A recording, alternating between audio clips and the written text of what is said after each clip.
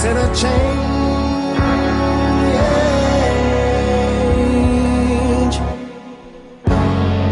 is gonna come. Yep, how you going? Hey, how are you tonight? Yeah, not too bad. That's good. So we had you on the show in May, and at that time you'd stopped tattooing and you're about to move. What's been happening since then? I know you've gotten back into tattooing. Well, we did move, and yep, I did go back to tattooing up until recently. Recent being a week and a bit, where the awesome scumbags from New South Wales state government decided to bring in a law basically ordering all tattooists to become licensed, give up their fingerprints and some photos and whatnot. So you have to now pay for the right to tattoo people. Oh, wow. So I decided to not do that, and so I'm now officially retired. Oh, okay, so you're not doing it anymore? Not anymore. Oh, damn. So the changes just came in? Yes, the beginning of October. Wow. Just another government money grab. So I don't see why I should have to pay for the right to do what I've done professionally for the last 13 years of my life. So, yeah, that's ridiculous. Well, yes, it is. What else has been happening? I know you moved. How did that go? Yeah, we moved. It's good. New place is great. It took a little while to get used to, but it was what I needed. I mean, the stuff I was going through the last time we spoke wasn't the best. So it's definitely a hell of a lot better now than it was then. Oh, that's awesome to hear. But I mean, this tattooing thing, it's probably for the best. I mean, it's getting me back into my painting a lot more now, and I'm actually painting more now than I have since probably 2010. So wow. Working on a new gallery that hopefully I'll be coming up sometime early to mid next year. Maybe another book in the works. So who knows? Oh, excellent. So will you have a big exhibition for the opening? Yeah. Oh wow, I'll be there for sure. And you've been creating knives as well. Yeah, I started getting back into knives again. I used to make knives a few years back, and it was just something else that sort of came and went, and got back into it in a big way, and they've been selling like hotcakes. So, yeah, really creative style though. Yeah, it's good fun, you know. I'm playing with metal, and I think it's sort of one of those manly things, you know. I think old guys like to play with oxyacetylene and things that are hot and sharp and stuff. So. Hey Rev, yeah, it's Dre here. So do you actually bang the metal and stuff, do you? Yeah, mate. Yeah. Oh, shape and everything. I mean, I start with sheet steel majority of the time. I have actually made some really cool knives where I actually dug up some old rusty sheet steel that I found in my backyard that had been buried for about 2 decades.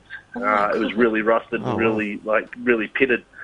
So it sort of gave a really good texture to the metal once we cleaned it up. But yeah, I do. I heat treat them and bang them out and do all that stuff. So that's the fun part. Oh, that's awesome. And you've been hitting the gym lately, beefing up? Yeah, back at the gym, trying to fix me back. So no, since the painkillers aren't around like they were, got to do something. And the gym was the next logical step. So I'm back into training. I actually just weighed myself down at 133 kilos. So. Whoa. Wow. Yeah, so I was getting big again, which is good. And so I always feel better about myself when I'm big. So. And you're definitely someone who likes to constantly recreate yourself and change your direction. Would you say? Yes. Yeah. Yes, definitely. I get bored with things too easily.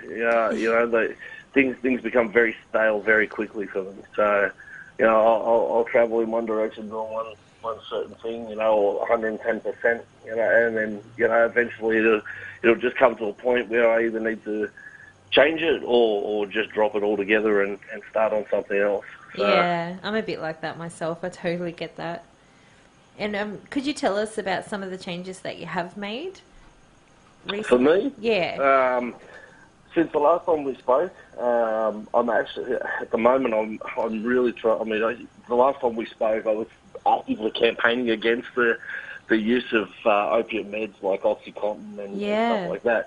And I've actually just come back from a dinner with a doctor that I'm working with, and we're trying to put together a support group for opiate and benzo users and ex-addicts and people, just a support group. Wow. For people that, you know, that have problems with stuff like Xanax and all the other nasty drugs that the doctors like to ram down our throat without telling us what the problems are. Yeah. That is an awesome idea. And would it be local, like around our area? I mean, I get a lot of people that contact me through Facebook and that, just generally, just out of the blue. Like, I had a woman ring me the other day who I've never met, and just because she's heard and read stuff that I've been ranting about on Facebook, and just rang just to ask for help. You know, so the people are out there and they need help, and there's just not enough stuff out there for them, you know. I mean, yeah, they always say there's these websites and people to talk to, and it's crap. There's a hotline, you can ring them, you talk to somebody you don't know, they give you a little bit of advice, and that's it, they shut you down and you don't hear anything else. Yeah, you know, like there's no these follow-up. people need people to talk to on a regular basis.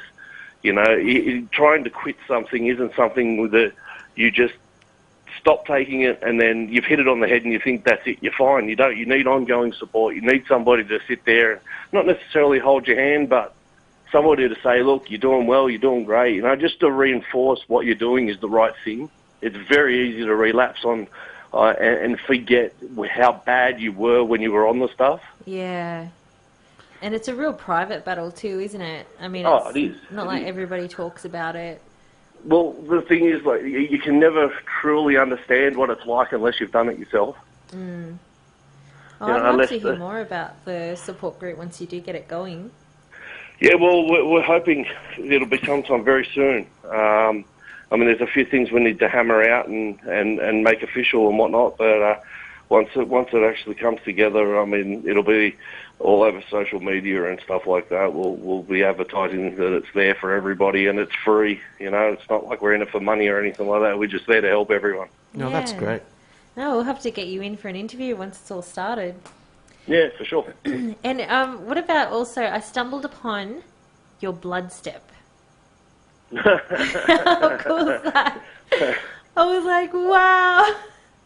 Are you still doing that, or was that just something? My music background is somewhat limited. I used to play bass when I was at school, and I actually gave it up for a long time, and a couple of years ago picked it up again with some influence from one of my mates who's an excellent muso. So playing bass, and I picked up piano a little bit, and it was just one of them things. I was just playing around with some digital stuff on my computer, and I mean, I love dubstep, and that was it. I just started playing around and mixing some samples and stuff, and I think I did like 3 or 4 tracks, and I ended up mixing a track for a death metal band. Oh, wow. Cool. which actually came out really well. So I really liked it. I want you to do more. Well, maybe. That's one of those things, like you said. You know, once I get bored with something, you know, or I just get the itch to do it. You know, that's one of the things that I sort of vent with, I guess. Yeah. Oh, well, if you do make some more, let us know and we'll definitely play it. Yeah, we'll do. And, okay, so we've got, I call it a pre-Friday pondering, tonight's all about change. So we wanted to ask you, if there was something in the world that you could change, what would it be? Oh, well, the most logical answer to that is the New South Wales state government's fucked up idea of these tattoo laws. I totally agree. Didn't they say they wanted to do that to stop like bikers or something from tattooing or something like that? It's just stupid. The plan is to try and stop the so-called stranglehold that the bikies have on the industry. Yeah. The problem is they didn't put any thought into this, and they rushed through the legislation. The cops pushed for it.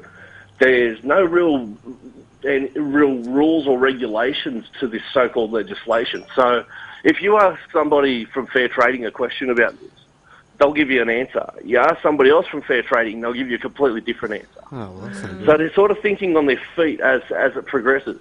Now, my biggest issue with this is if they wanted to bring in licensing, it should be more about the artist, and there should be some sort of testing or evaluation on the artists themselves to prove that, yes, they can tattoo, they tattoo well, they know what they're doing, cross-contamination issues, all the rest of that stuff that goes with our job. Yeah. But they don't care about that. Like my wife, who has never done a tattoo in her life, could get hold of the Fair Trading tomorrow and apply for a license and be given a license to tattoo for $700.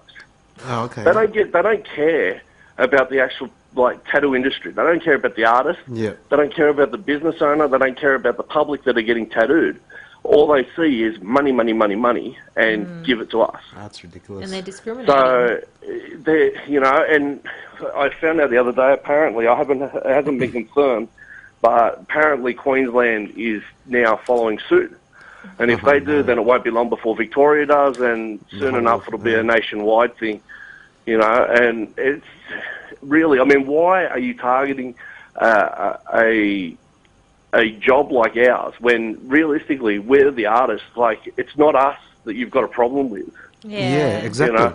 They're basically penalising the good guys, for just because there's a handful of bad guys out there. Exactly. Yeah, it sounds like a whole lot of assumptions and ignorance. Oh, it is. It's rubbish. I mean, I used to own firearms, which is no secret to the majority of people. And to get a handgun license, you can fill out a form, send it away, and you get an okay. And then you go to the RCA, get your photo taken, and you get a license, just like a driver's license. Yeah. Now, you don't have to give up your fingerprints or a background check or anything. But to become a tattoo artist, you now have to give up your fingerprints, get your photo taken, background checks by the police, everything. Why? We're artists. We're not, we're not doing anything to really endanger anybody. Yeah, they're obviously affiliating criminal activity with tattooism. Yeah, I was going to say, course. that's They're basically putting it hand in hand, and it is so wrong. And I mean, the punishment for tattooing without a license for a business owner, I believe, is $11,000 per day. Oh, you are kidding. So, you know what I mean? And if you can't tell me that that's not blatant money grabbing, then I don't know what That's is. all it is, because there's other problems in the world, and this is what they're worrying about. It's just ridiculous. I know. I mean, I was looking at the news today, and the cops have raided another bunch of Hells Angels clubhouses and whatnot, looking for guns, and they've spent hundreds of thousands of dollars on this operation, and they managed to find a shotgun and a handgun. Where's put the money to good use and actually hunt down the people that you should be hunting down, not picking on. I mean, I'm not saying like bikies are all angels, because they're not. You know what I mean? Like, there's a handful of them that are bad, and there's a handful of them that are top blokes that have never done anything wrong. But at the same time, you're investing all this time and effort and money and all these resources into something that is so stupid. Yeah. For as long as bikies have been around, they've worn their colours with pride, and everybody's seen them, and they all knew who they were. And now you're telling them that they can't wear their colours, so no one knows who they are. Yeah, that's a bit silly when you even think the about cops hate the fact that they can't wear colours, because the cops want to know who they are. True. And, I mean, didn't a lot of bikie gangs begin because it was a lot of war veterans getting together to form a group? Well, the Hells Angels originally formed because the Hells Angels was actually a bunch of pilots in World War II. Yeah. And that's what it was about. Like, the whole thing formed in the beginning because it was just that camaraderie and brotherhood, and the guys that went to war, and and it evolved from that. Unfortunately, like a lot of things, when you get a group of people together and then you label them a gang or urban terrorist, as they're called now. Really? They're called urban terrorists. Oh. Yeah, so it's unreasonable. It really is. Yeah. It sounds like a bit of a war hunt between down the guys that are doing the wrong thing. Fine. Exactly. Yeah. But leave everybody else alone. You can't just pigeonhole everybody because of a few bad people. Yeah. Exactly. But gosh, that goes on so much in